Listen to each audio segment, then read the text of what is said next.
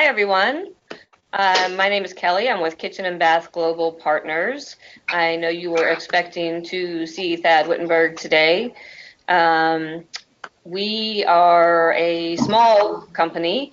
We're all family here, and Thad's nephew is having surgery today to have a brain tumor removed that we just found out about a couple of weeks ago. So unfortunately, he will not be attending, so I am stepping in and hope that I can help you in any way. Sunny Singh is also a part of our group, and his wife just had a baby. So he is not attending either, but we have Mr. John Mueller, who is stepping into his place. He is also a partner of Kitchen and Bath Global Partners. His business is KBI Partners. And John, I'll let you tell a little bit about yourself. Yeah, I've actually been in the advertising and web design business for, gosh, about just over 15 years. And about 6 years ago, I had the opportunity to get involved in the kitchen and bath industry. And after a short time doing that, I realized how much I liked it. We started Agency 616 originally 4 years ago, and we kind of rebranded it to Kitchen and Bath Industry Partners, just so people can kind of understand what we do. Agency 616 was difficult to explain. So hopefully that can be a suitable replacement, and we'll see how it goes. I'm sure you are. You're an expert in your field, sir. Well, with that, let's go ahead and get started. The first question that we wanted to ask you is websites are changing to meet customers' needs and expectations. How do you see that impacting kitchen and bath websites? Kitchen bath websites in general, I mean, it's more about the experience now. We're lucky. I'm in Grand Rapids, Michigan. It's Beer City, USA, and some of the best microbrews in the country are located here. Founders Brewing's across the country. I mean, they're actually international. And their websites, heavy with videos. I mean, they're selling the experience and lifestyle more than the beer. So if you can do that with kitchen and bath websites, it's not about the cabinets, it's about the people, it's about your showroom. People want to get to know you more. That's why social media is what it is today. So if you can get that experience, that deeper emotional connection, people will stay longer and, have more conversion. So if customers are looking for more of an interaction, what types of things will keep them engaged in a website? Videos are a big key now. It's people, they talk about, pictures 1,000 words. Well, a video is a lot, hundreds of thousands, if not million words. But downloads, free downloads that will help people guide them through the process. Budget calculators, design interactions, things like that, just to keep them that the tools that they're looking for. More people are looking for information. It's like the auto industry; they can find out the price of a car now, and if they're getting a good value or not. People are looking for that same information. When they're remodeling their kitchen. What should be the goal of a kitchen and bath website? This is easy. This is a 24-hour sales tool and marketing tool. I mean, this is the first and possibly only thing that someone's going to see about your company. So you want to put your best face forward. We always have the triggers there to try to get people in the funnel, because if we can get people in the funnel, we can keep touching them, and then once we get them to a point where they're willing to talk to somebody in person, we present you as the expert, and you're going to be one of the 2 or 3 people they contact. And then, there's other things we can do from that point once they're in the showroom. But the website's key. I mean, a lot of people replace about 25% of their displays in their showrooms a year, and people have websites that are 5 years old. We got to keep updating it. Definitely. Should I manage my own website or hire a professional to do it? Well, this is always a touchy question for me, because I have a really solid answer, and I don't mean to offend anybody, but I can design my own kitchen too, but I'm really not good at it. You can. I mean, if you're looking for something simple and you're not looking for it long term, if you're just looking to get something up, I mean, there's tools out there now that'll let you do it. But if you're really looking to use it as the tool that it is to drive your business, then there's little nuances and little things like spacers and things like that that as a designer, that we know from the kitchen and bath or from the web design field, that just will get people to click on things better. We use different tools and just the knowledge that we have. Sorry, I'm just answering a question here. What are the ideal number of pages I should have on my website? There's no ideal. I mean, whatever is going to tell your story. I mean, some people have a long history and they have lots and lots of photos that we can use or videos that we can use, you know, what have you. But we want to be able to tell your story now. So if you have a large showroom that has 10 employees or 10 designers, then you know, you're going to have 10 more pages there than someone who's going to have 2 pages if they have 2 designers. So enough to tell the story, but we don't want to, you know, sell the farm. We don't want to give too much information that they don't need to call you, but we want to get enough that that story can be told. That makes a lot of sense. How important is it to have your website set up to be easily read on mobile devices? I just looked this up yesterday, but 52% of website visits started from a mobile device in the first quarter of this year. So over half. So that tells you where things are going, and that's up from 40-some% the fourth quarter of 2017. So more and more is going to, you know, mobile. So I would say tremendously important. And then make it easy. Again, I keep going back to videos, but if we're actually creating our website and redoing it to where the mobile version is going to be video only, so people can click and listen. Wow. And it just makes it easier for them to get the information that someone's looking for and to click the call. That's great. What are different ways that we can get more qualified traffic to our websites? Any kind of advertising or marketing will work, but you know, really first, before you can answer that question, you have to understand your customer. You have to understand your business, and you know, first and foremost, because no showroom's the same. So everybody's going to be in a different situation, budget-wise.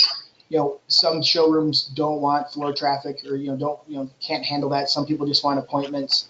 So depending on how your business is set up, social media advertising might be better than TV advertising.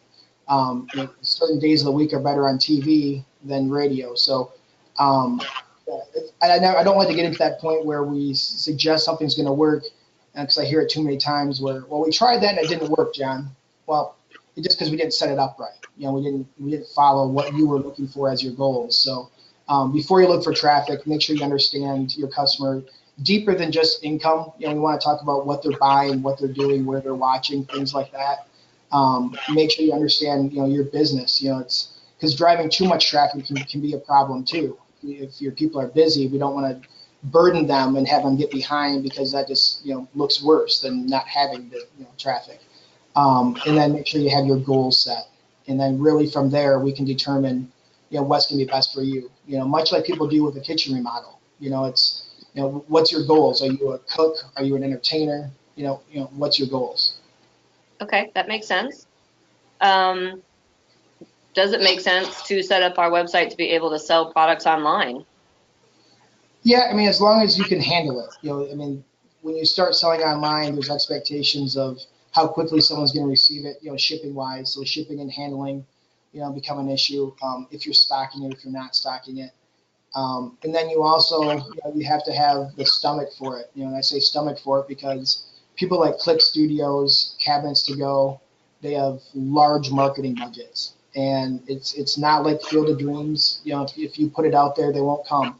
So we have to go out and find people to get to your website, and then once you get them there, now you're in that price conscious customer that's not looking for the value of what you can provide, in-house from design standpoint. They're looking from that, strictly price. So we got to make sure that we do it right, and we're attracting the right people for that as well. Well, one thing we found too is that a lot of people are doing, so much more research. Mm-hmm.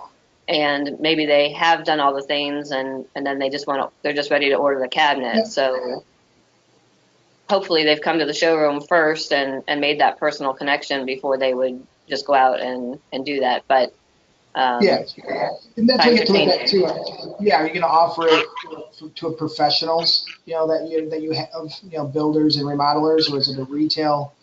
There's different ways to set that up that would make it sort of work for your business. How can you use your website to market to customers that have already purchased, like an aftercare program? I love this. This is right. I use locally. I'm a big runner, so I use locally. It's called Gazelle's Running, and they constantly stay in touch with you through their website and are constantly pushing you back to their website with direct mail and videos.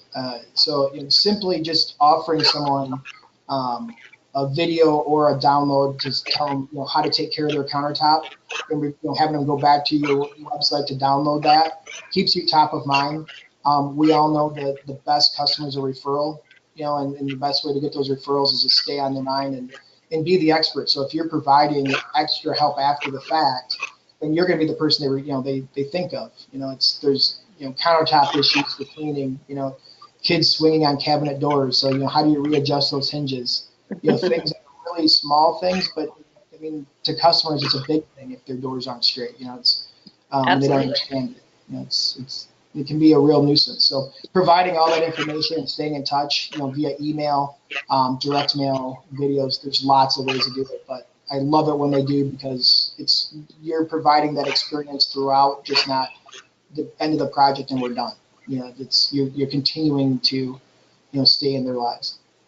That makes sense. Especially like you said, you want to make sure that they're thinking of you too the next time that they're wanting to do a project, and if you're keeping in contact with them and helping them with all the little things, that's more likely to happen. Well, right, and you have all the things that happen from that subtly. So if you send something to them and you say, hey, don't forget to review us, or have you had a chance to review us? It's another opportunity to get that review, and reviews are getting more and more important. From an SEO standpoint or from Google, those are solid. So the more reviews you have, the better you are as well. So. Very true. That goes with, traveling and restaurants and everything. Oh, yeah. So are you seeing many customers setting up online appointments with dealers? Not as much as I wish they would. This just comes down from an internal standpoint. Not a lot of people have a system that would allow it. Maybe with cabs we can do that with your system.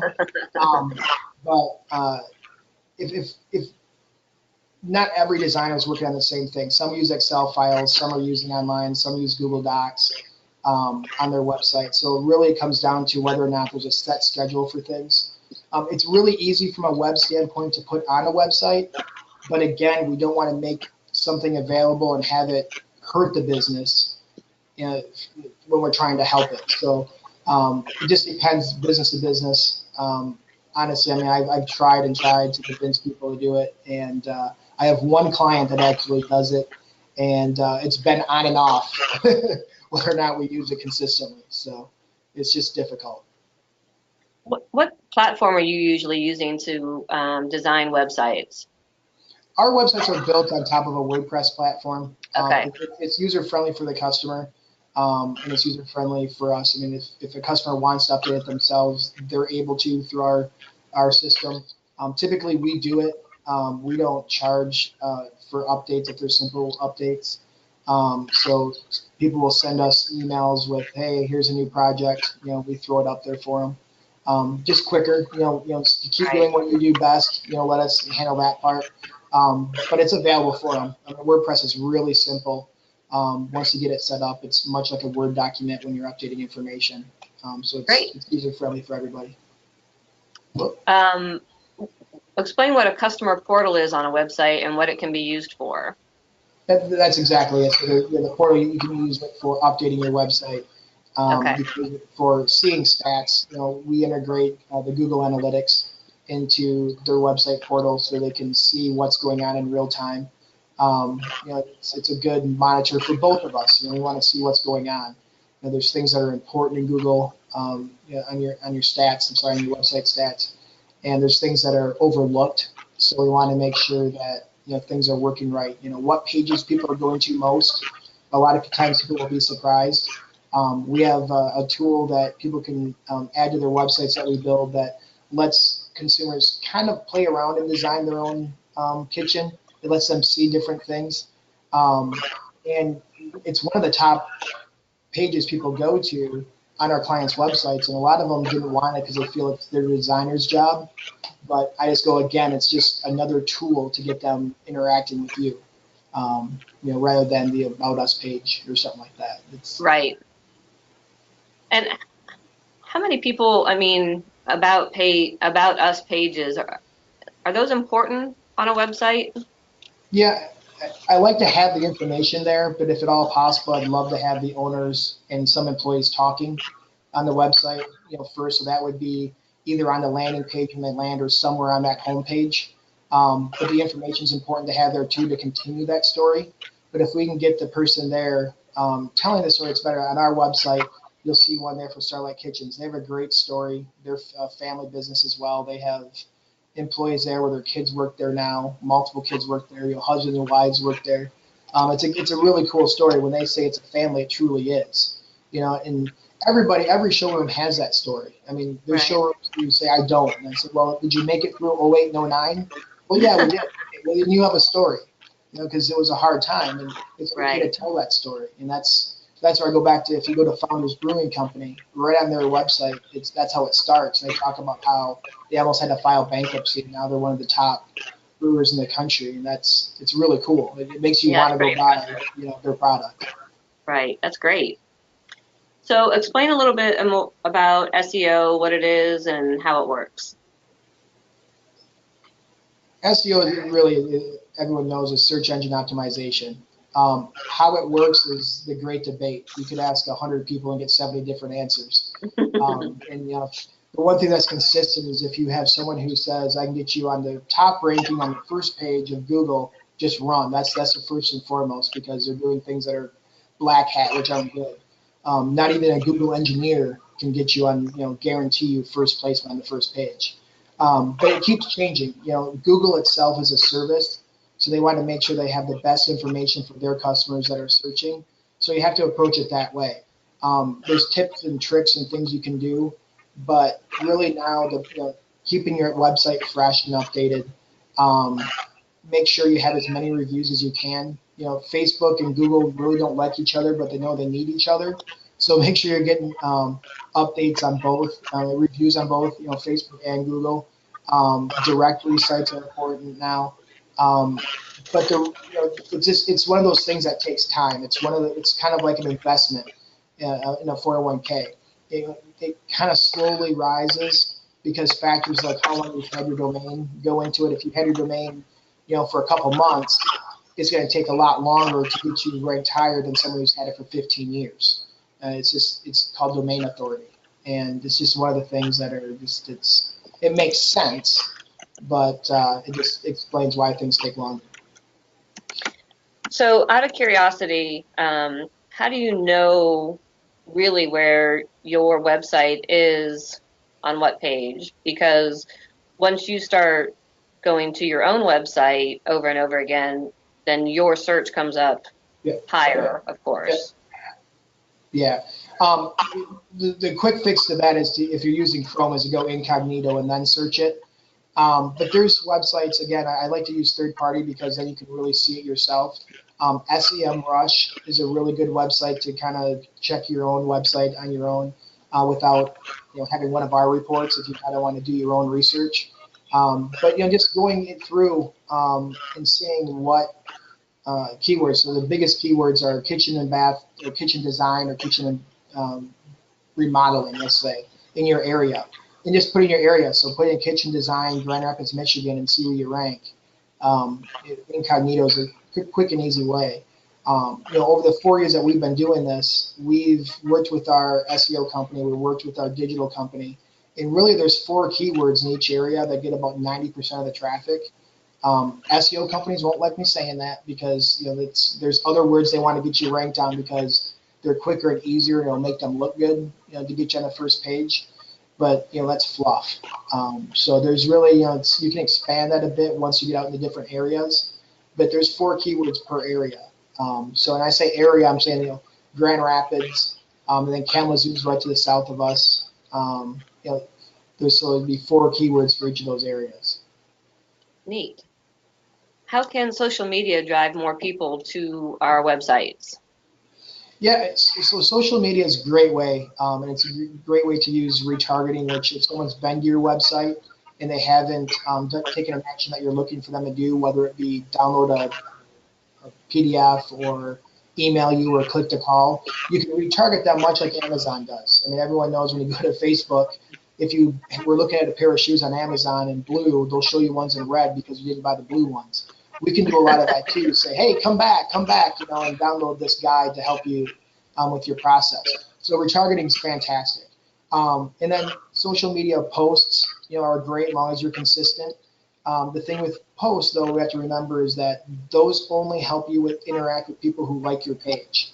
So if you have 500 likes, those posts are great, and you can grow your business a little bit with likes to do that. But really, the social media advertising standpoint, when you're putting up sponsored posts within someone's news feed, there's ways to do that where it's great information that you're providing, and it looks like it's just normal native content that they're used to seeing.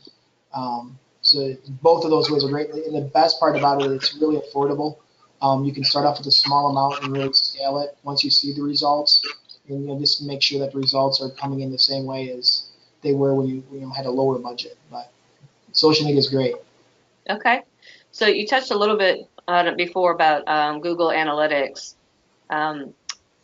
When you're looking at your Google Analytics, you see things like bounce rate, page views, time on the website. What are these telling us about each of these things? Bounce rates just tell you whether or not someone's coming to your website and leaving. So, most likely it's not the right person that you were targeting. So they're not seeing what they want. They're expecting something different. Page views and time on site really are tied together. Time on site's telling you how long they're staying on your website. So the better the content, the more pages they'll go on, and thus stay on your website longer. I mean, it's not directly tied, but it's really the case in most cases, unless you're using a design tool or a budgeting tool that they stay on for a while and play with and use for their own purposes. But really, it's that we like to look deeper in when we launch a website. We use heat maps, and the heat maps tell us what people are actually clicking on because you can see their cursor, what pages are going to, where they're clicking on stuff, where they put their cursor, because that kind of tells you where their eyes are. Our habits to look to the right always first, even though we read left to right. That's a retail trick. So it's just seeing if that stuff's working correctly or not, and make sure we're putting, if someone's looking at a page that we didn't expect them to, make sure we put that where they're going to click on it more. So there's little things outside of the normal analytics that we look at just to try to help boost that, the conversions of websites. Interesting. So is there a certain amount of time that your goal is to have people on your website, or just the longer the better? Longer the better, unless they're going right there and trying to find the phone number and they're clicking the call, or they're going there right to email you. But if we can get someone to stay on your website a minute and a half, they've invested time. I mean, let's be honest, a minute and a half's a long time nowadays. So they've gone a few pages. They've at least gone to their home page and looked at that. They probably looked at your about page, and they probably either looked at a countertop or cabinet page, what you offer. If they stay longer than a minute and a half, that's when they're getting into your gallery, and that's where we can really start, building that. Oh gosh, and that's my style kind of thing. That's where they'll really start converting. So that's what. So with Google Analytics, would you be able to tell what things in your gallery that they're clicking on, or is that something that would be the heat map that you're speaking of? No, we would use the Google Analytics. Our system also has analytics in it that's built in as well. That gives us a little bit more deeper information on that. But we set up galleries as individual pages so we can see that. Okay. It also helps us with SEO because we can put more titles and more information if we do that. So it helps that way, but it also gives us the information of knowing, okay, people really like this design. Can I get more of these from it? That kind of thing. Yeah, that'd be great, because then, like you said, you can see what kind of design they like, if they're going towards a certain color. Right. So you could get more of those put up. Yeah, different parts of the country is different too. Some are, it's modern. It's modern is getting to be more and more the Euro style. I'm in the Midwest. We haven't really adopted that too much, but I have a client in Florida that that's their niche. So it's, if you want to tailor it. So we've talked about all the things that you should do for your website, what shouldn't you do? What do you need to avoid? Yeah, avoid not having a website, I guess, is the number one thing everyone's looking for you. And we touched on it earlier. Avoid just leaving it there. It's not a bump on the log. It's easy to update nowadays. Whether you did it yourself or you have someone working on it for you. Adding a gallery, changing information. People come and go, unfortunately. Making sure that your employees are match what is truly theirs, so someone's not emailing somebody that's not, and then you're following up and saying, hey, John's filling in today. Hey, so is Kelly. But that kind of, again, is you want to make sure it's updated. It's not just from a customer standpoint, but from so many other standpoints that matter to making your website work good. Yeah, I can tell you, I've looked at a few, and they have a section for blogs or something. Oh, sorry. It's been 2 years since they've put something on there, so you're just not sure if they're even still around. Right. Yeah, and some of them will even the telltale is usually they'll have the copyright date will be outdated. So I was literally on one that had an 2008 copyright. Wow. Yeah. Okay. Well, is there anything else that you would like to add to the discussion? I really like see what other people have. I mean, websites are so much more than just a gallery nowadays. It's really telling you, again, I keep saying it, telling your story, and that's the biggest thing that you can really invest in. It's the little bit of investment you can get from a website compared to a display or employees. If you look at it as an employee, it's really cost effective. So make sure that it's you have something that's working for you and it's going to help you achieve your goals. Great. Well, thank you very much. This is the end of our discussion part of the webinar. If anybody has any questions, would like to raise their hand, I can unmute you so that you can ask any questions that you might have for John. As I said, he's an expert in the field of designing and kitchen and bath websites and working on SEO and all those things that are important to us to keep our customers engaged. Does anybody have anything they'd like to ask?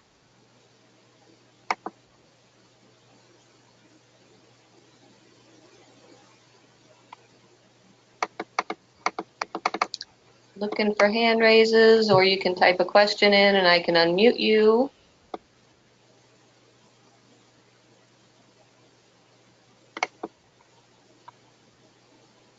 Okay. Hi, Chi. I'm going to go ahead and unmute you here if I can. Sorry, because I am stepping in here. I'm not an expert in this field, so let me see what I can do here. Well, here we've got a question. Do you offer service to get a website up and we can maintain it if needed? Yeah, absolutely. Yeah, if it's something you want to do. We always, once we build a website, we'll actually safeguard you from making huge mistakes. So if something happens and you're updating it yourself and you make a mistake and it takes a homepage down, it's happened. Someone will call me, oh my gosh, my website's down. We can revert it back. So, even though you're maintaining it, we're covering your back too still. But yeah, we can definitely have you update it. Like I said, typically we do just because we don't charge extra for it. So, we like to do that as a service. And we want to be in there for the long haul with you as well. And make sure, because there's just little things that you're not going to think of. So if it hasn't been touched in a couple of weeks or a couple of months, we'll reach out to you. And having that person there like a coach kind of nudging you to update it helps. But you can update it yourself if you want to. Michael has asked, how do you handle online conversations to offline behavior, such as leads that become customers, and how do you attribute the program that drove the leads? So we look at it, it depends on how we have our KPIs set, our key performance indicators. So whether it's a digital campaign or TV, what have you, once it converts to a lead, we like to have it email drip campaign set up. So we all know that no one comes to a kitchen and bath website and purchases the next day. It's a process. So if we say it's a 3 to 6 months process, once someone fills out a lead, we'll set up a drip campaign for you that will keep touching those customers with information, whether it be, again, PDFs that they can go to the website and download on hidden pages, or videos that are on those hidden pages. We always have all that stuff go back to the website and get them more information. And then there's things that we do in your showroom as well. I'm a big fan of thank you cards. I'm a big fan of writing notes. And not everyone We has push that a lot too. Yeah, so, but we can set it up so you have emails all canned for you that you can just hit. If you're using a CRM, it makes that a little bit easier. But there's things that we do once they're in your showroom as well to help you complete those. Because really, the website and what we do, our job from the website, I guess, or the digital marketing did its job once they filled out the form. But then from there, we have to get them to the sale. So that's what we want to look at. That's where everything works holistically. Like a physician, you can treat the problem, but if you have something that's causing that problem, you want to make sure that you're working on that as well. Amy has asked, do you have a service where you can evaluate the website and give feedback? Yeah, we'll look at anything, whether it's your website or if you're using another company for AdWords or TV or radio, whatever kind of advertising or digital thing. We'll look at it for free and see if it's working for you. Again, a lot of people that haven't worked with us yet call my cell phone all the time. Sooner or later, it'll come to that point. But if I can be the expert that you're going to lean on, again, it's the same kind of thing that we're doing with customers that are visiting your website. So absolutely, email us or call me. We're happy to help and take a look at it. We use third-party tools, so we'll show you it's not just our opinion. There's data to back up what we're saying. Great. Annalisa says, where do you even start? Well, we can help. Again, much like the process of designing a kitchen. The first place to start is to either email us or call us. That's what you want to do on your website, and then from there we can kind of guide you. Again, there's so many factors. Where you want to go is going to be the first one, just like a financial advisor. You're here today. Where do you want to be in 5 years? Where do you want to be in 10 years? What's your goals for your showroom? And that really will guide us into what's going to be best for you. Sharon has asked, do you feel that SM-specific advertising is effective, Instagram and Facebook advertising? Depends on budget. There's a long answer to a really simple question, unfortunately. But if all you have as a budget is enough to do that, then it's our job to make it work the best for you. Obviously, I'd rather have other things working with it, digital advertising, for example, or a TV or radio ad or a print ad, even anything working with it. Because when you're only in one spot, it's really hard because you're only working with people then that are there. It limits us. We can't do streaming. We can't do other things that will help support the social media advertising, and that will lead them to your website or get them back to your website. So the answer is yes, if that's your budget. But really, I'd want to look at where the money's being spent and make sure it's being used correctly, rather than just saying, is that the best spot for you? Great. Well, does anybody else have any other questions at this point? If not, we will start wrapping this up. After we've closed this out, there will be a survey at the end, and if you would like John to contact you, there's a spot to note that, and please leave us your phone number and email address so that we can get back in contact with you. We hope that you have enjoyed this. Sorry that you didn't get the people that you were hoping for, but hopefully we did okay for you. Hopefully. All right. Well, thank you all very much, and we will talk to you soon. Thanks a lot, John. We really appreciate you. Thank you. Doing this with me. All right. Take care. Bye.